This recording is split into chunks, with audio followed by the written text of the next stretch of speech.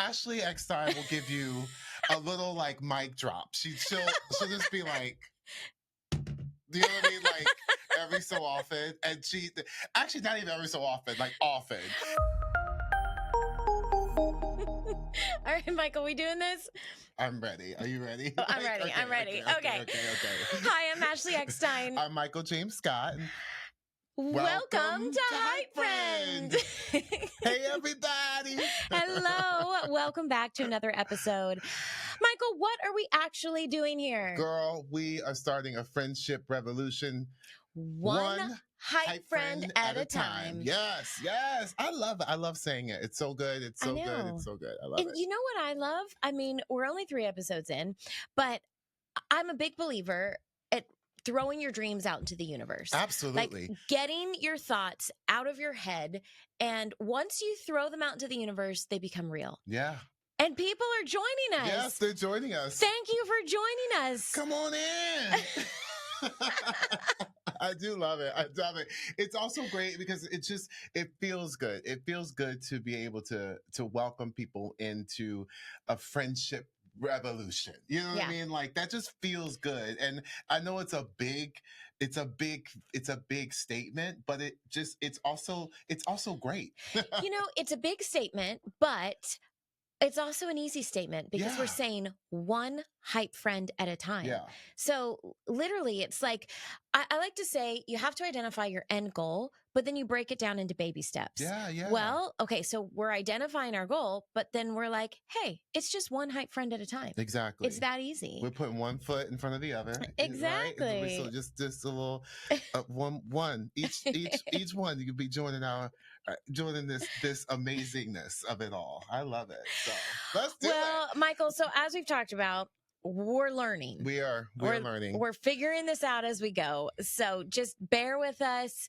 It's also the fun of it too for us both to be able to get to learn from each other and from the community in our hype hood. Some days I'm just like, ooh, I gotta write that down. And they ask you about it. I'm like, oh my gosh. And then like you'll bring up something amazing to me that I feel is so just like, oh yeah, you know? Well, it's such a part of our everyday lives. It's how we interact with each other. It's how we connect with each other. And so, now that we're talking about it, it's constant. Constant. Wait, speaking of that, because real quick, you shared something I thought that was actually really interesting to me and just like a fun fact. And Ashley Eckstein will give you a little like mic drop. She'll just be like, do you know what I mean? Like every so often. And she actually not even every so often, like often. Oh and my today gosh. she gave me a little mic drop about sleep. What was that? Well, so this is our hype fact for the day. You know, I learn a lot through the Kids Mental Health Foundation. Yes. And I've learned a lot through my time, just my journey, my mental health journey. And I discovered that I wasn't getting enough sleep. And I was literally driving my physical health and mental health into the ground. And, but I found out that women need more sleep than men. Now, everyone's different.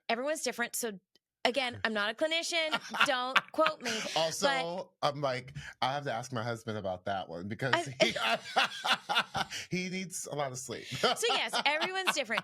But I was reading a study lately that women need at least 8 to 10 hours of sleep. Wow. Now, that's adult women. Yeah. Kids can need even more. Yeah. In talking with my doctor, I need at least 8 hours of sleep. Like literally for my health, I need 8 to 10 hours of sleep. Now, I don't always get it. You know, it's life sometimes just delivers you busy schedules and you don't always get it. But for me, I am at my best if I get 8 to 10 hours of sleep. And so I have to schedule my life around making sure I get enough sleep. Like that is a huge part of my life. But men, in this study, they said because of women and their hormones, y'all listen to this. We need more sleep, and some men can be fine on 5 to 6 hours of sleep. And I was like, like that is so crazy to me. So like, crazy. It is so crazy. And it's just fascinating. I feel like we can have a whole episode about it at some point and like bring someone on about it because I'm just fascinated by it. But how many hours of sleep do you generally get? That's actually about right. Like I'm good on a, 5 or 6. Like I really am. Like I'm pretty good. So when you said that, I was like, I mean, okay. Like I actually feel like I'm good, Yeah. And I have a little hard time sleeping longer, which is also a whole other thing because I can go into my brain doesn't shut off, and I'm like I keep going on thinking about all kinds of stuff, and then I'm like, but then I will also just go to sleep. My husband, David, he is absolutely fine on 5 to 6 hours of sleep. No problem. And he has a hard time sleeping 8 to 10 hours. And so we're on very different sleep schedules at times. Yeah. Okay, Michael. Yes. So speaking of still learning as we're on this journey. Yes. One thing I learned after watching our first 2 episodes is that this credenza behind us was very bare. Now, for those that are watching, this is my brand new studio. It's brand new. I'm still moving in. And I've moved in with her. Yes. Michael has like a little bed right on the other side. There. But yes, still moving in. And so I didn't have time to, to figure out what I wanted back there. So we just did it. But it looks really bare. And so I'm still figuring it out. But I had to put something back there. So I actually had something really fun to present to you, Michael. Oh. So I'll start first with Ahsoka, and then I'll show you the genie, what I want to present you. So shout out to my friends at Sideshow Collectibles. They are amazing. They make the best collectible figures. So this is a Clone Wars Ahsoka figure. So we have her just hanging epic. Out back there. It's amazing. Check out Sideshow Collectibles if you haven't. But I am so excited to present this to you. So leave it to Mama and Papa Tano. It always comes back to Mama and Papa Tano. To have some really cool friends. Yeah. So my parents just casually come over one day and they're like, hey, have you heard of these U2s? And I'm like, yeah, Mom, those are like, they're like, another version of a Funko Pop. They're really popular. And she's like, well, yeah. So the creators' parents were friends with them. And I'm like, what? How have you been holding out on me?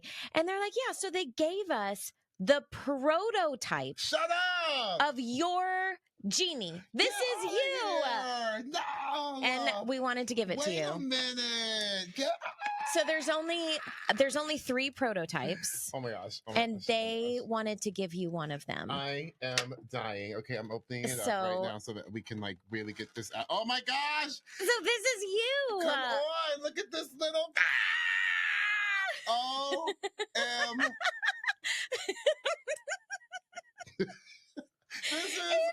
It looks like you. It looks so good. Come on, look at this chocolatey head. Yes. Oh my gosh. Oh my gosh, you look so good. Mama Papatano, thank you all for having these friends. This is insane. This is amazing. Thank you so much. I'm very honored. I will It's one of a kind. It's a one of a kind moment. I mean, the goatee, the pink, cheeks. Y'all, can you see that? Look at my pink cheeks. You're just naturally. Okay, so we're gonna put it right next. Look. Oh yeah. That's so awesome. I love that. Thank you. All right. Well, Michael. Yes. You know what time it is? What time is it? I have something for you to try. Ashley Banks. We've added a microphone that's a fake microphone to the chat. Ashley Banks. Oh my gosh. Okay, wait. What are you giving me today? All right, Michael. I'm very excited. I feel like I have to redeem oat flour. Okay. So oat flour is my secret weapon. So I'm redeeming it today. Okay. I hope. But so these are brownies. I know they look like cupcakes or muffins, but they're actually brownies, and they're vegan and gluten free. But there's a secret ingredient. And I'm not going to tell you. Ooh. But I have to tell you, the secret ingredient is something that my husband David does not eat. And he tried these. He's already had 2 of them. Oh, he's had 2 this morning. He loved them so much, and he wants me to bake them again. Oh my gosh. Okay. So I'm very, very excited. David! Okay, here we go. Okay. So there's a secret ingredient. Yes. Everyone. Okay, I'm just going in. Just go in. Go in. Mm.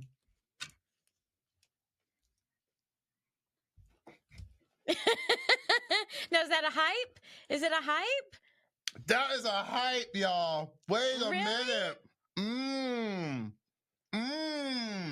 So good. That is so good. Wait, what is that? Okay. Right? I love it. I love it. What is it? The secret ingredient is sweet potato. They're sweet potato brownies. Sweet potato. That's the bulk of it.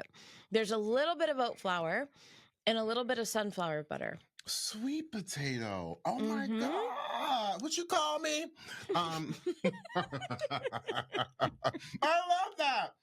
Am I getting an MJS applause? Yes. We just established something. Ashley baked. She baked it good. Thank you, Ashley. Ashley baked. That is so awesome. I'm so happy. Oh my gosh. Y'all, it's so good. It really is. It's very, very good. There's very few things that make me like that happy is when I get a recipe right. Okay. Should we get into the hype and the gripe of it all? Let's get into our hypes and gripes, Michael. As I get into one more of that. Oh, it's delicious. Oh my God. What is your hype and gripe? Okay. Mine is like about the same thing. So I want to talk about text messages today. So we grew up, I'm dating ourselves, Michael. I'm dating ourselves, but we grew up in a time before there was text messaging. Definitely. So you had to call someone. Yes. If you had a question, you had to call them. I love the convenience of text messaging. So if you want an answer fast, text me. Yes. Like that is true. That is true. It's a true statement. So that's like the fastest way to get a hold of me, even though we did talk about my text messages in a previous show where I know I have a lot of unread texts, but I'm just saying in general, yes. If I am in front of my phone and texting is the fastest way to get hold of me, yes. I love the convenience of texting. So that's my hype. My gripe though, is that texting does not capture the tone of your voice. It doesn't capture inflection. It doesn't capture whether you're joking. Yeah. And so I literally can't stand when you get a text message from somebody and you're like, are they serious? Are they joking? Oh my gosh, are they mad at me? Yeah.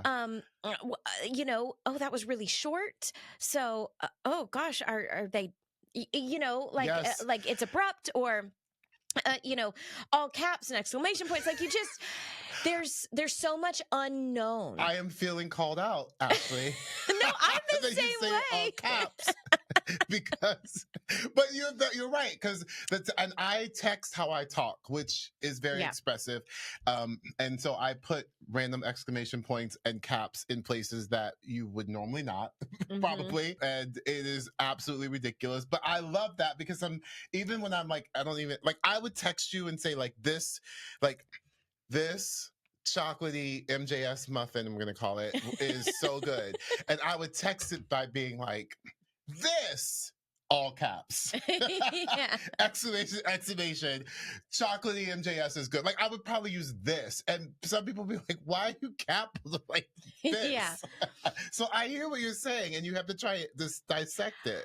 I've wasted so much time. Texting is supposed to be a convenience, but I've wasted so much time trying to like decode people's text messages. Yeah. And so that's my gripe. Sometimes just call someone. Yeah. So there's pros and cons to texting. So it's equally my hype and my gripe. So what about you, Michael? I hear you. Okay. So my hype this week is, I'm going to hype up my therapist. Actually, this week. I started on my therapy journey, with an awesome therapist. by the suggestion of it from my husband, who has, is very pro therapy, and good and bad, where you are, whether you're in a good place, whether you're not in a good place, period. And for a long time it just never was something that I did. It's not very big in the Black community, and so I grew up with no one in my family doing therapy at all. I think there's a movement now in in a real wave of making it more, you know like, just normal in our community, which is really cool. And so I'm really digging it, and I think it's so important, and I'm learning a lot about myself. I'm learning a lot about where things are coming from, whether it could be anger, whether it could be sadness, whether it is optimism. Like, what is it, and I'm really learning a lot about that. And and I will share with our listeners, I'm on this journey, and I'm excited to learn more, the good and the bad. And I'm so thankful for my husband, who has been a big advocate for it and is like, I really think you should do this. And so I have. And so I'm hyping up my therapist because it's really awesome. And I think it's important. You know what I love about this? And I've learned this in my journey with mental health, especially with mental health. Mm-hmm. We think we don't need it until something's wrong. Yes. And so think about physical health, for example. We're taught to exercise. We're taught to eat right, to prevent physical illness. Yes. But we never talk about that with mental health. It's always like, oh, something's wrong, you should go to therapy. Yeah. So, but no. We need to be proactive for our mental health. So I love that you're saying nothing's wrong, I'm just going to therapy, like, to be proactive. Yeah. And that's such a healthy way to look at mental health. Yeah. There are things like I talked about with sleep. Yeah. We need to get sleep. Yeah. You're going to therapy. Like, we need to break that stigma and proactively do things to keep our mental health healthy. Exactly. Yes. Thank Love you for saying that. I'm on that journey. I mean, even literally, like, just learning about my body image. When I look in the mirror, what I see, who I see, as a little, as I've said this before, chubby chocolate Michael James Scott, growing up here in Orlando, Florida, looking in the mirror and seeing that little boy now to this day, and what that is, just like body image, and how that has affected me mentally, good and bad, in terms of trying to work through that. Right. Yeah. So I'm learning, and I will share. I'm excited to share my journey, and I will share, the little things that I get from what I can and what I'm going through. And I know that, we have Mental Health Mondays with you on your social, which is so incredible. So I knew you would appreciate it. And I know that you are such an advocate for it, and you are, like, and you go all the way in for it. So, well, we'll have to do a Mental Health Monday together. Oh my gosh, I would love that. Actually, that would be cool. We should do that. So, cool. Yeah. All so right. that's I'm just putting it out there. That's my hype, and we're gonna continue on with this. But I love it. It's therapy. That's my hype this week. It's a big one. It's a big one. Yeah. My gripe, just a little gripe. I recently was traveling, and there is a nationwide, actually international problem. Okay. And that is good coffee at a hotel. Oh my gosh. This should be literally on the top 3 planning lists when you are building a hotel. It needs to be bed, coffee, and like food or whatever. Yes. How have we never talked about this? I couldn't agree with you more. You and your husband travel all the time, as well. Can I tell you, I have actually traveled with my own Keurig machine. I've literally traveled in my carry-on with a Keurig. Yes. And we have traveled because of my husband and his coffee. He is no joke about it, with our own little pods as well. That it is so. I'm telling you, like, it's crazy. Hotel coffee is the worst. It's the worst, and I need for you all to get it together. That is the best gripe. That is the best gripe. That's my gripe. So that's a good gripe. Do what you will with that, but it is definitely a situation. Well, speaking of that being a good gripe, I think we got to get to the good gossip. Okay, yes, the good gossip. The good I like the good gossip. The good gossip. Ooh. Let's try that. Let's try. I think last time you did the good gossip. Oh right. Oh, I did. The good gossip. Oh no, that was to this. The good gossip.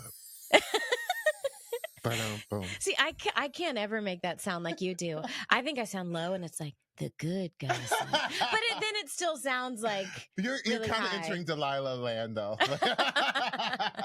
Who I love, by the way. Yes. I actually know Delilah. Love it. Thank you. You know Delilah? I know Delilah. I've met Delilah. I have texts from Delilah. What? I know.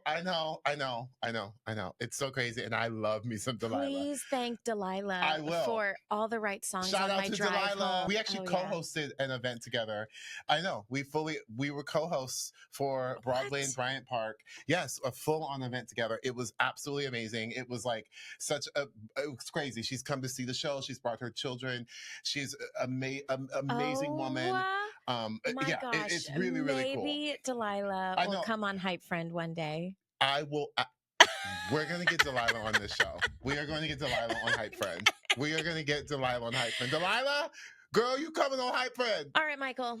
Let's go to the good gossip. Ooh, what do you got for us? The good gossip. Okay. So this is a little something from, it's about our good friend, Miss Nina West. Yes. Who is on your shirt. Yes. Be kind, be brave. Go West. Nina met Lady Gaga. I mean, so amazing. Two forces meeting. I didn't know that they had met. Yes, that they met. So Nina I was like, oh my gosh. Like she met Lady Gaga. And two celebrities meeting. It's like in the magazines where it's like seen and heard. Yeah.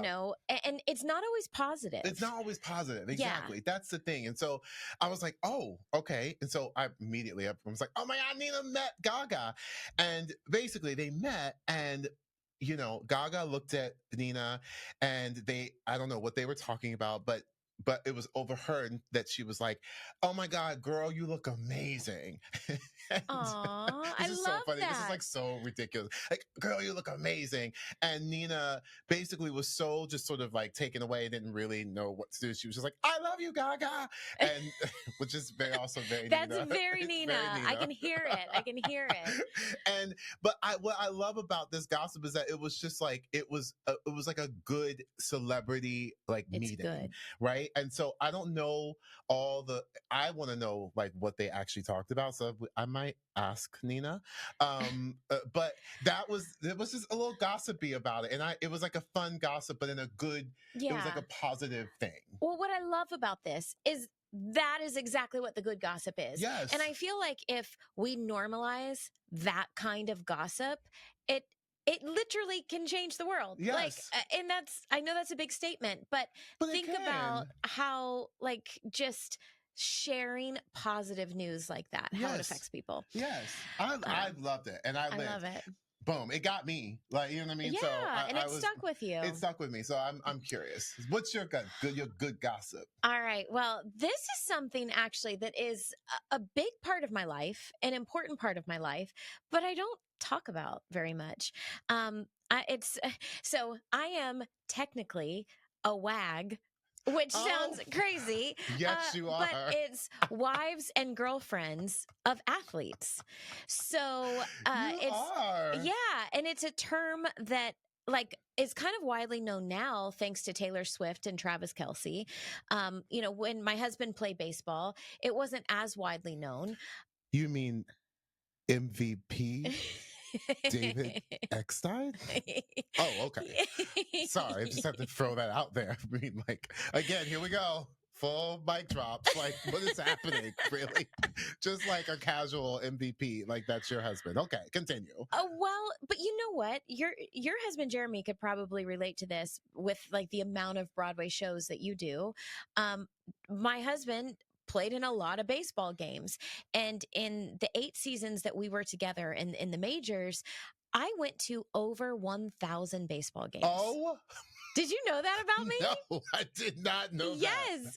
Yes. I went to over 1,000 baseball games. Gosh. It was a massive part of my life. Wow. Yeah. Husband, are you hearing this? No, he's been to many shows. He's been to many shows. So, wow. Yeah. But oftentimes with wives and girlfriends, a lot of people want to know, ooh, what are they really like? Like, I bet they're pretentious and stuck up and snobby and, catty. And are these people Michael James Scott? No. Oh my God. Like, of course, I'm like, what are they really like? I mean, that sounds like something I would ask because I'm so fascinated. Oh my gosh. Yeah, but that was always the question I got. What are they really like? The wives and girlfriends. And I want to share that the large majority, like almost everyone I ever met, they were just the loveliest people. Yeah. Like, so kind, so giving, so down to earth, so normal. Because what a lot of people don't realize is being, a sports wife, it's not easy. It's hard. You move around a lot. Yeah. Your husband has to focus, or your wife, because I mean, women in sports, it's the same thing. Their focus, probably a lot like being on Broadway, has to be on the game or the show, and it's constant.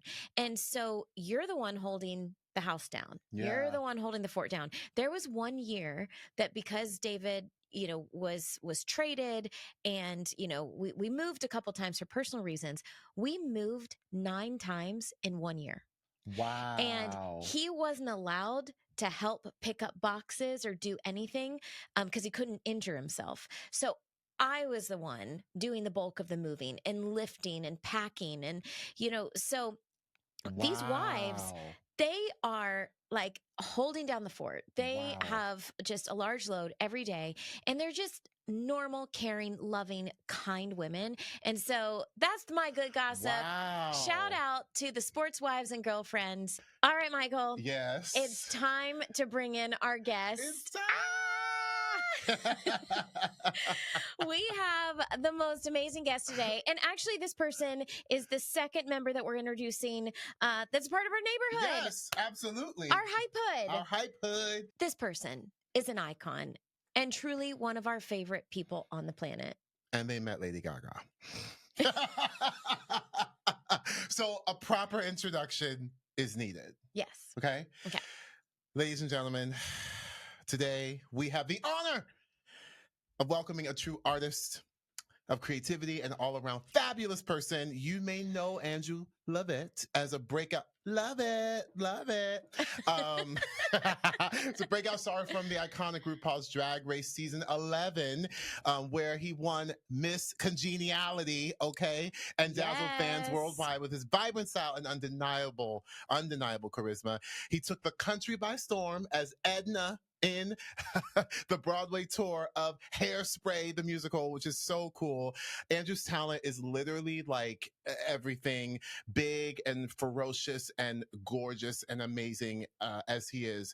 And he truly is inspiring so many people to be their authentic self, celebrating literal love for everyone, amongst many other things. So it is our pleasure to introduce you all to the amazing Andrew Levitt. Andrew! Hi, guys. Hi. Oh my gosh! Welcome to the Hype Hood. Welcome to the Hype Hood.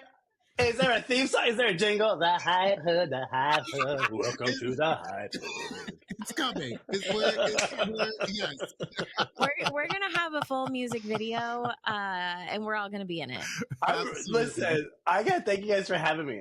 I just think you guys are the best, and I'm really honored to be here. And I'm literally, I just gotta tell you, my cheeks hurt from smiling so much because I'm with two of my favorite people in the entire world. So hi. Oh, thank you. Well, we feel Yeah. the same about you. And so Thanks. that's why when we were talking about, who's in our hype hood, who's in our neighborhood, who is, who are the people that are there for us?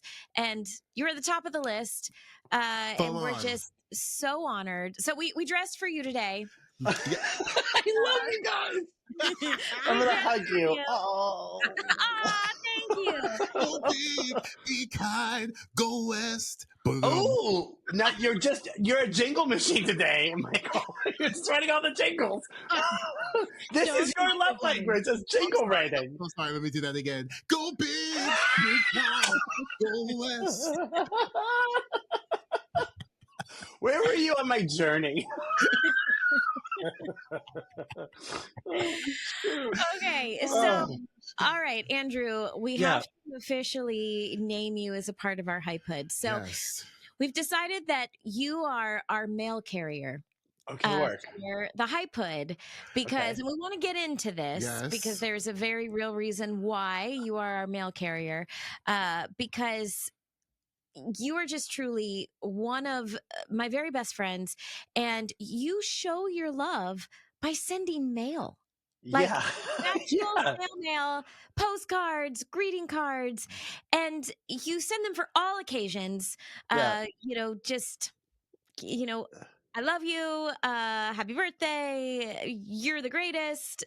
Just all throughout the year. It's like a full old school, like, I feel like it's like such an old school tradition. And like Andrew has like kept in that. Like, it's like, because I'm old. I heard you say it. No, it's like the best old school tradition that I wish it inspires me to want to do that. Like truly, because it's such when you open up a piece of mail, like an actual like piece of mail that's just like a postcard or just a hello, like a little something is so exciting. Like it really is exciting. It puts a smile on your face.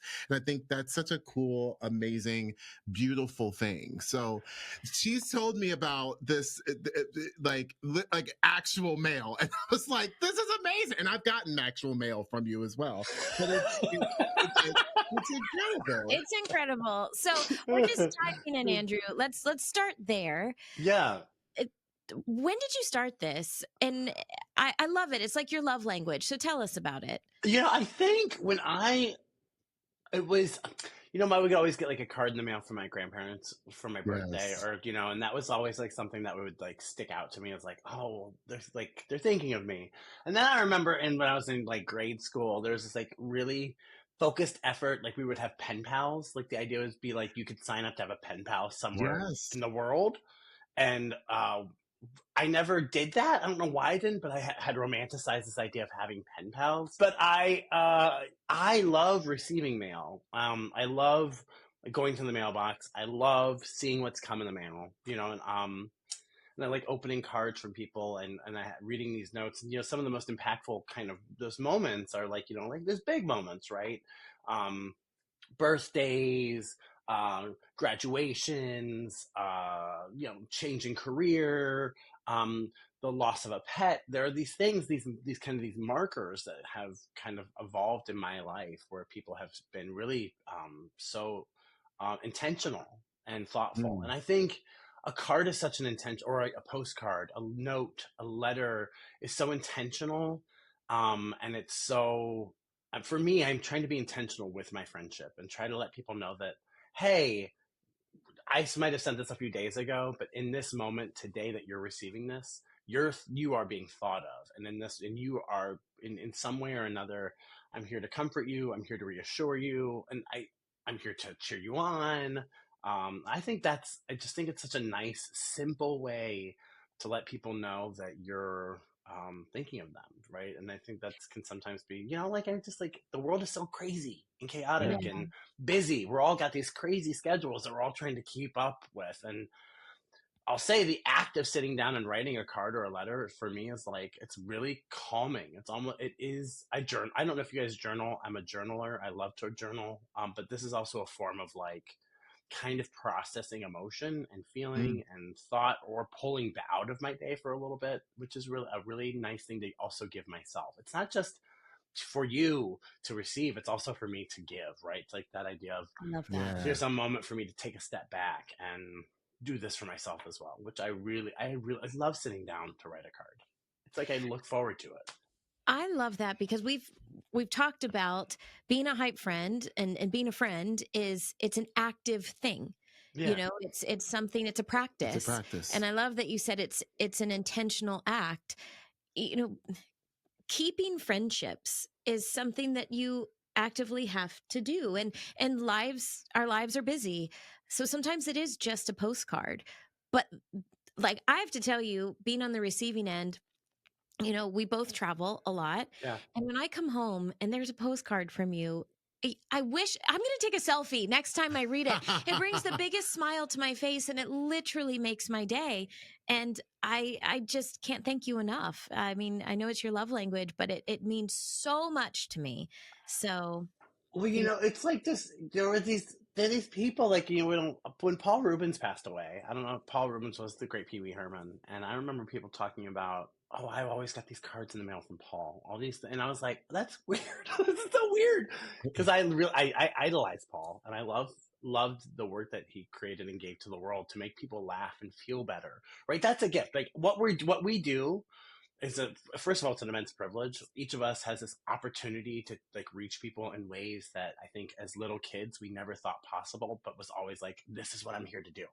Right. Yes. You know, Ashley and Michael, you both have these skills that you've changed lives all over the world. That in its own way it's a love language, like giving yourself to the world so freely in how you do that. And I think that, you know, and recognizing my relationships with people who are all very busy, it's important for me to recognize, like, how can I reach them in a way that's not just a text when we are all glued to our phones, and we're all like, so like every text message can seem, you know, even if I send a text message that says to you, I'm thinking of you today, I love you, just keep going, or thanks for thinking of me, whatever that might be, the exchanges with any of my friends. And in that moment, it does get lost pretty quickly, right? Because the next thing is, here's an email I have to respond to, or here's my schedule. I've got to dive back into these deliverables that I've got to get done on my day. But when the card comes in the mail, it's like, it's allowing you to stop and pull out for just a second to just go, huh, you know, and take a breath and exhale, and then put it in the trash. No kidding. I save them, but it's tangible. And I talk about that a lot. Mm-hmm. It's like when you can make something tangible, when you can hold it, when you can feel it, it makes all the difference in the world. Absolutely. And it also forces you to, for me, it's what you just said, it's kind of going back to what you said about stopping and taking a breath, like actually taking that in, because our lives are so, everybody's lives in this big world of moving. We're always moving. So to be able to get something and make you stop for a second and actually feel that, take that in, and what it does to you, noticing what it does to you and what you feel like on the receiving end from your friend sending you this, is that, to me, is a real, like, that's huge special gift. Yeah, and isn't it cool to think about, like, how many people have to make sure it gets to you? I mean, there's something cool about that too, right? I mean, like it's being dropped in the mail from wherever anyone might be, and it's going to wherever you might be, and somebody has to make sure that it gets there to you. And there's some kind of idea. I've romanticized it a lot in my head, but, like, you know, someone's handled this with care to ensure that it makes its way to you, so you have this moment. I think that this whole thing is so cool to me, right? You That's know, why like, you're an air courier, honey. That's hey, I'm dropping off mail. Okay, look out, Hype Hood. Look out, Hype Hood. I got a full bag of mail. Come on. I'm dropping it off. Oh my gosh, I can't with you. Oh my gosh. But, you know, it's like with us, like, I was like, when you were talking about that, Ashley, you know, it's hard for us to be together. You know, like the last time I was in New York a few times ago, you know, like Michael's super busy. I was crazy, but we made time for one another. But that's so, like, to go get coffee, and that's tough, right? Like, you know, or like even when we're all might be in one place together, in Orlando or wherever it might be, it's so hard for us to, like, collectively come together and again exhale together, because we're probably all working or doing something or just on a schedule. And listeners, the three of us have all been on the same cruise ship. Yeah. And literally like a day or two will go by and we're like, hey, because we were all busy like doing like things, and then you're like, wait, I think I literally just saw Andrew walk by that way. Oh wait, I'm just seeing Ashley. Like we literally are in our own like thing. So it's on a ship. Yeah. It is an active thing that you have to make time for each other, but also I love those magic moments. So Andrew and I have run into each other twice in the airport. Oh my in gosh. the Delta Sky Lounge twice. Shout out to Delta Sky Lounge. Come on, Delta Diamond Divas. The Diamond Divas. The Diamond Divas. Oh bling, my bling. gosh. We just get a new nickname. Are we? What is happening? Diamond Divas. Diamond Divas in the Hype Hood. Just the Sky Lounge bringing hype friends together. They've got a delectable hummus. Don't sleep on that hummus, folks. Don't sleep on that hummus. Oh my gosh. Okay. Well, Andrew, thank you for being our mail carrier. We're going to have you on the show, delivering us mail, just popping in, talking about friendship, hanging out. Yes. Hanging out. I'm excited. But we want to get to know you in this episode. And I think, let's start at the very beginning. It's a very good place to start. One of the questions that I am asked a lot is, how did we become friends? And it all started, actually, all of us are brought together with the wonderful world of Disney. But we did a D23 virtual masquerade. Yeah. And we met virtually during the pandemic. And then I slid into your DMs. You did. I said, who is this lady? So tell me about your perspective, because you could have been like, what? Huh? What is she doing? Why is she messaging me? What made you respond to me? I think I said, wait, is Ahsoka Tano in my DMs? I think I was like, let me scroll up. It was a moment for me because I'd heard so much about you. We'd never met. I was a fan of. I'd seen when I create looks for my alter ego and drag, I like study a lot of like different fashion and inspirations and points. And the Her Universe fashion show always came up, and you're specifically the picture of you in the one look you wore that was like, what was it made of? Legos? Yes, the Lego dress. The iconic Lego dress. Oh my gosh. It like knocked me on my butt. I was like, this is so incredible and so remarkable. And I just fell down this hole of loving you, this rabbit hole of like, like this. It's like, rabbit hole is such a good way to put it, because you're like an Alice fan. That's how crazy, how weird. Oh my god. But anyway, so I was like, when you reached out to me, I was like, here's this really incredible woman who's like, so self-made and positive and powerful, and she's reaching out to me, and the connection was for us was Nationwide Children's Hospital and the work that they were doing at Nationwide Children's Hospital, which is in my hometown where I live in Columbus, Ohio. And so that's really how our relationship began. And when we met in person, finally, during the pandemic in Columbus for Nationwide and on our sleeves, which is now Kids Mental Health Foundation, I just felt like this kinship with you. I felt like this bond. I felt like here is somebody who I was meant to be inspired by and grow from and learn from, and also be a friend to. And then I I met all of your fabulous friends. You welcomed me so quickly, which is, I think you're just such a remarkable friend, and how you act. The act of friendship for you is your love language, how you are actively engaging with people to show that you care.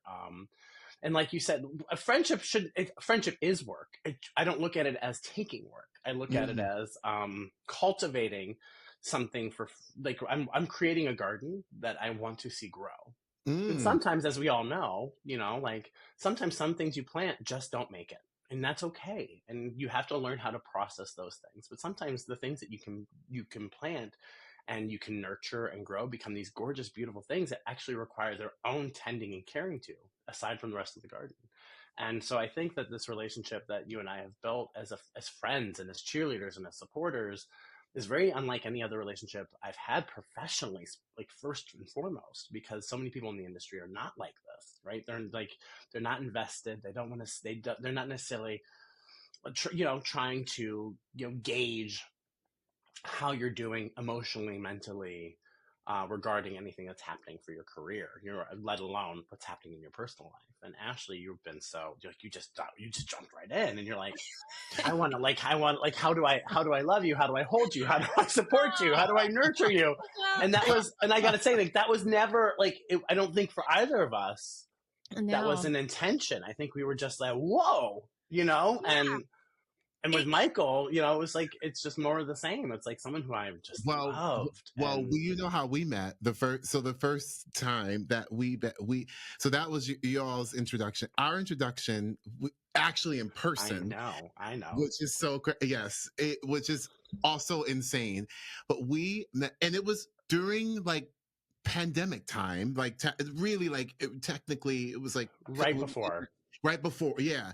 But we got to do. Well, do you remember? Well, I think what we did was I hosted a panel for Disney on Broadway. At DragCon. Yes. What was so great about it is that this was the very first like Disney on Broadway, panel where we got to discuss things from our community with LGBTQ plus, like all kinds of things, and just sort of the inclusiveness of it all for so many people.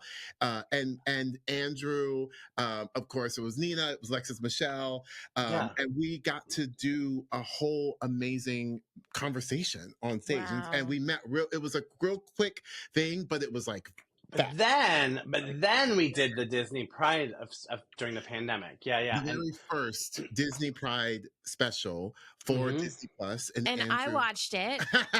I think it was live, right? I watched. Well, it wasn't live. Parts of it were recorded, parts of it were live, and they aired it, and it was which was, I think, what's so remarkable to me is about, again, you both, is like not only your story, which I know you talk about on the podcast, and that you shared like your relationship. It's so amazing to me. Your friendship is so amazing to me, and I think it shows how you both love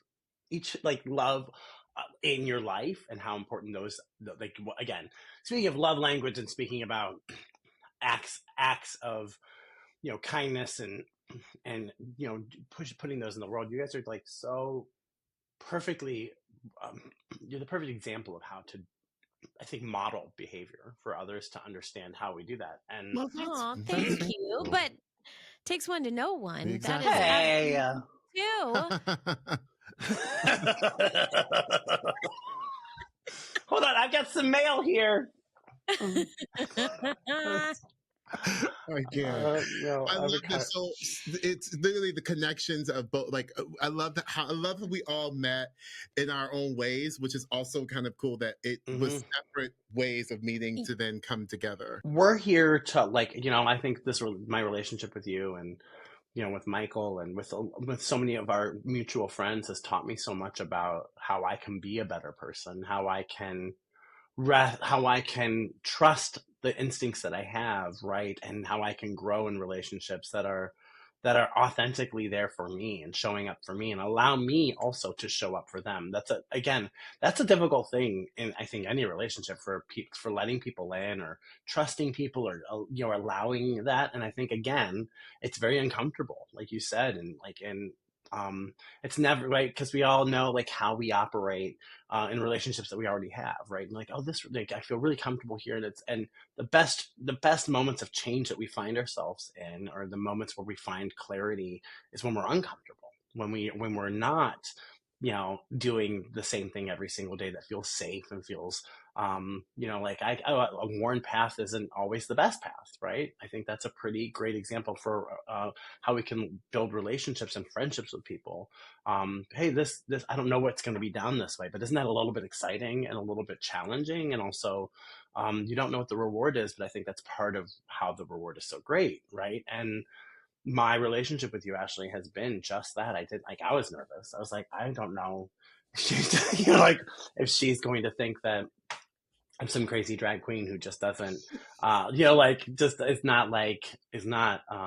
is questioning my intentions or why I do what I do, or it's like being raw and open and allowing you to see me, and you being raw and open, allowing me to see you. And I think those are all really good examples, because the three of us, our whole circle of these wonderful people that are in this hypehood are all very different.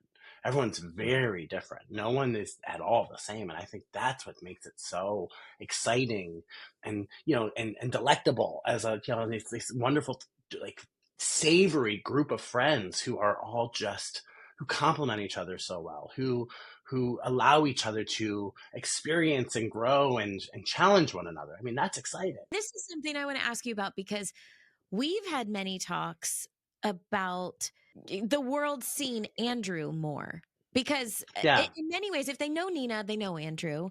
But I just feel like I have the pleasure of getting to know you, Andrew Levitt. And I say, like, people need to know you more.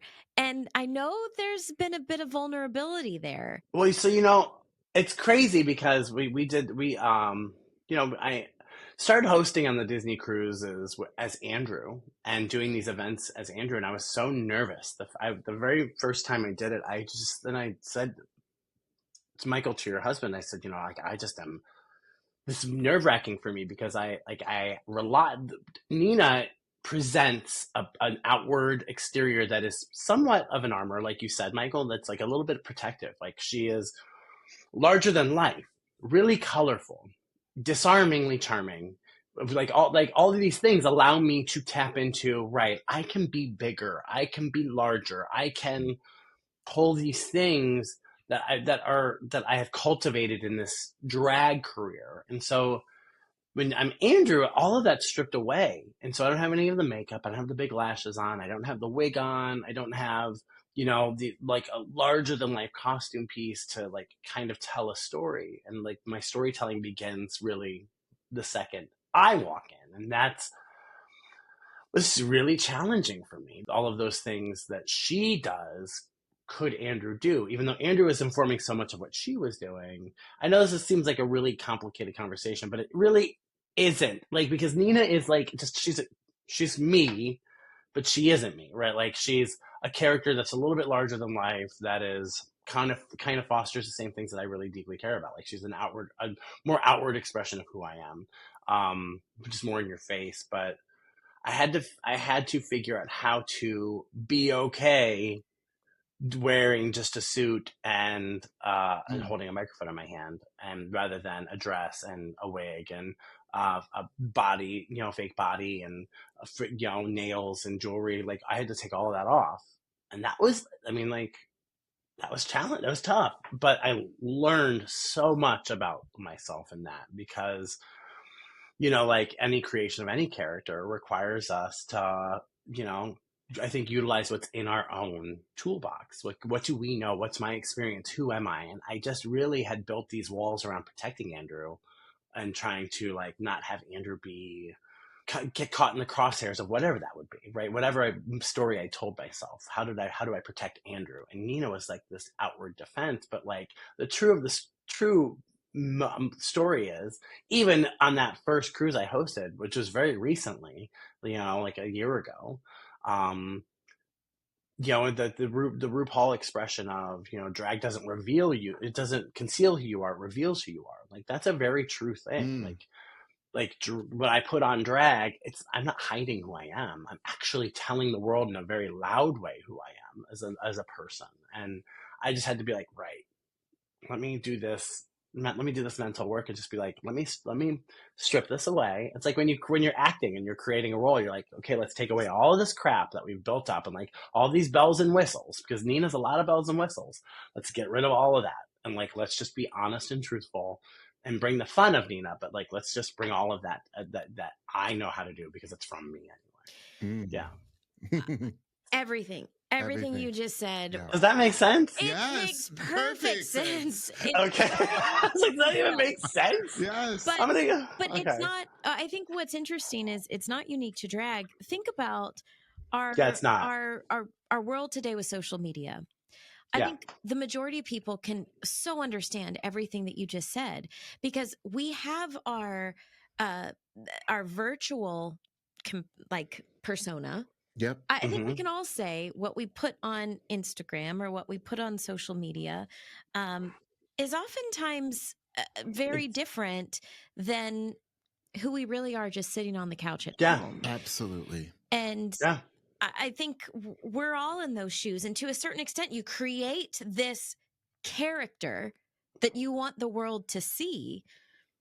Yes. But then you ask yourself, will they really like who I really am? Yeah. Keep going further. What happens when the power of vulnerability comes out and how it connects to those people? Like when you are able to be vulnerable, when you are able to actually put aside that armor, and what it does to literally everyone around you, people who may not ever have ever been to a drag show, people who have never ever been to a Broadway show, people have never seen Star Wars, like I was. But I say that just because it's an amazing thing what happens when you are vulnerable. Yeah.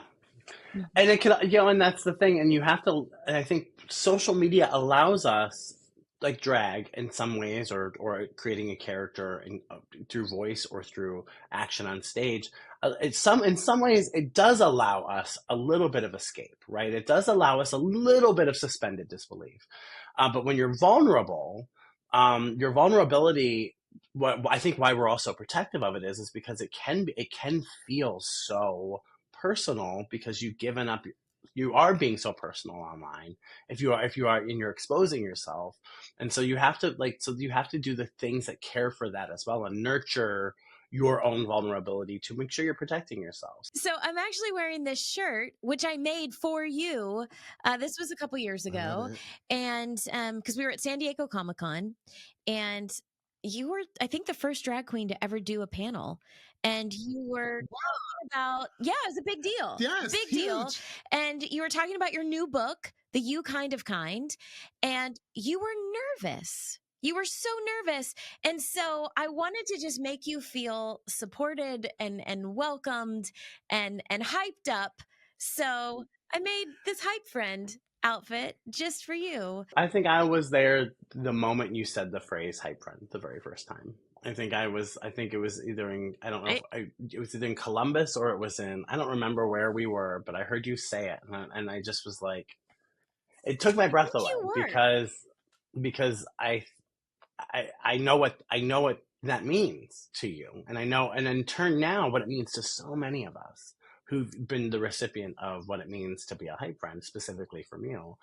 And when you hosted that panel for me, without even like a hesitation, and my friend Hayden Evans, who did the art for the book, and you brought all of this energy of love into the room and for that panel. And I was so nervous because I didn't know how this would work. Walking around San Diego Comic-Con in drag I was nervous as a drag performer. There are a lot of people there who go and cosplay in drag, which is like super cool and wonderful and awesome. Which is powerful, and it gives permission to like continue that tradition and show up in drag and like, I'm going to cosplay as Agatha, or I'm going to cosplay as Ahsoka, or I'm going to cosplay as Padme, or whatever it is, right? But being in a drag persona at that event is, I was really nervous because I was like, I just don't know how these fans are going to react to me. I'm going to be sitting on the floor after the signing, after we do the book panel, and I'm going to do a signing, and it's like, I don't know how it's going to go. And what you did was, I wrote this show that I've been performing over the last few months called The Very Queen, and it's about seeking permission from people to see you, so you see yourself in the world, but also giving yourself permission. And Ashley, what you did in that very moment, and I would call, in the context of my show, The Very Queen, I would say you're a very queen because you grabbed my hand, and maybe not physically, but figuratively, you grabbed my hand, and you nurtured me, and you ushered me into this space, and you gave me permission when I needed it to flourish in that room, to shine in that room, to be my full self in that room. And oftentimes, that's what friendship is, right? Or that's what mentorship is. That's what guidance is, and all of those positive relationships we all desperately need. You don't go through this world or this life on a solo ship, right? You're not by yourself on a boat. There's no way you can maneuver or captain a boat alone. There's no way. And life requires us to be together. And it requires us to learn from one another and to have conversation and have collaboration. And that's the kind of relationship that I want to have in my life, is a nurturing, mentoring, a friendship. And you did that in that moment for me. And you've done that many times over for me. And you've allowed me also in turn to do that for you.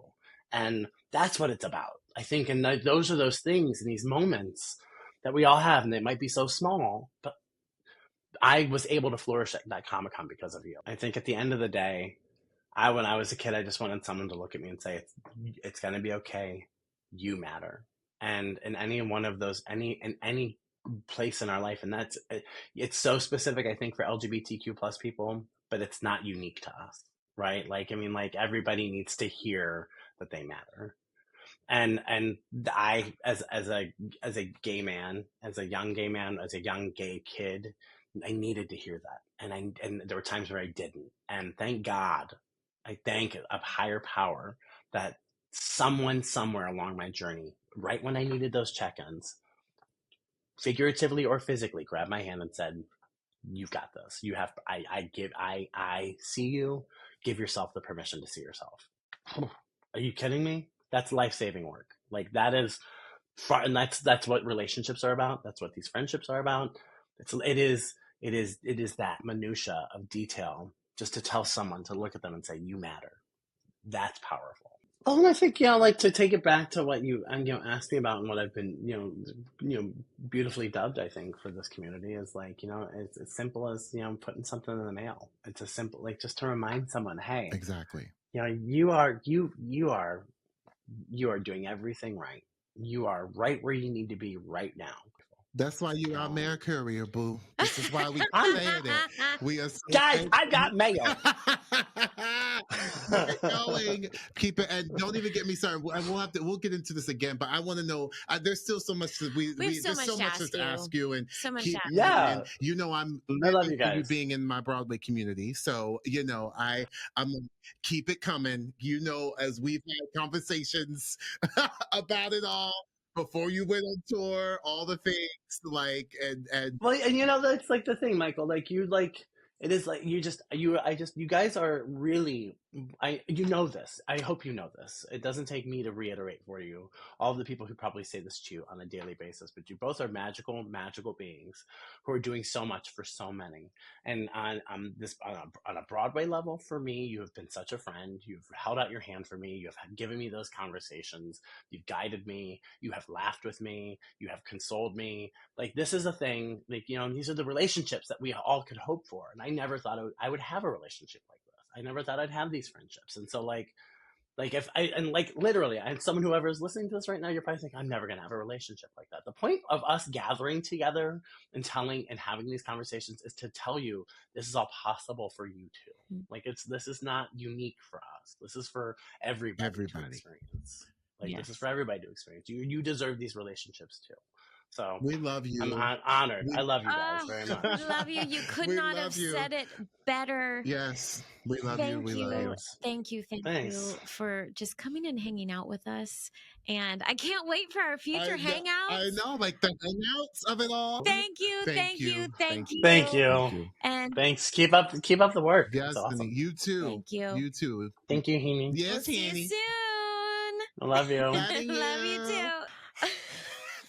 That was amazing. That was so good. It was so good. It just feels so good. It does. It does.